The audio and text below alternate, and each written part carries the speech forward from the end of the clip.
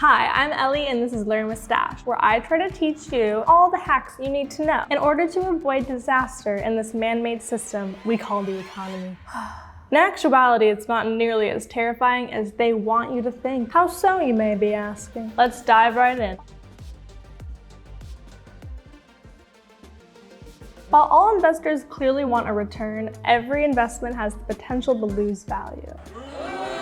But I'm here to bring you great news. There's a lot you can do to mitigate risk and understand the right approach for you. Here's how to invest in stocks while managing risk. Step number 1, understand risk and reward. Investments aren't savings accounts and they are not insured against loss. You might earn a little, you might earn a lot, and you could lose everything. But do not panic. Understanding relative risk can help you make the right decision. Number 2, know your risk profile. Your risk profile is the amount of risk you're willing to accept. It can be influenced by your age, temperament, investment goals, and more. And it will probably change over time. When you're younger and wilder and freer, you're more likely to accept more risk for more aggressive growth. And then as you age, like a fine bottle of wine, and come closer to your retirement target, you'll more likely focus on preserving the wealth you've built over the years. Next up, number 3, allocate your assets. Once you know your risk profile, you can distribute your investments, which is also known as asset allocation. For example, if your risk profile is moderate, you might invest 40% in bonds and 60% in stocks. With that allocation, the higher risk stocks are balanced out by the lower risk bonds. Nothing ventured, nothing gained. Let's move on to number 4, diversify your portfolio. Putting all your eggs in one basket? Risky, but if you diversify your investments among asset classes, sectors, geographical areas, and more, a drop in one part of the market may have less of an impact on your entire portfolio. Now we're talking. And last but not least, number 5, rebalance from time to time. Okay, stick with me here. Time for some numbers. Hypothetically, let's say you started out with an investment of $1,000 and you wanted to put 60% of that in stock and 40% of that in bonds. So essentially you're investing $600 in stock and $400 in bonds. If your stock's value increased to $800 and your bonds didn't change at all, you'd have 66% in stocks and 34% in bonds. So your desired asset allocation would have changed. And this is when rebalancing your portfolio from time to time can help you stay on track with your investing strategy. Not so bad after all, huh? That's all I have to say about preventing major money problems for now. Feel free to give us a big thumbs up, subscribe, and check out our other money guides. See you next time on Learn with Stash. Bye-bye.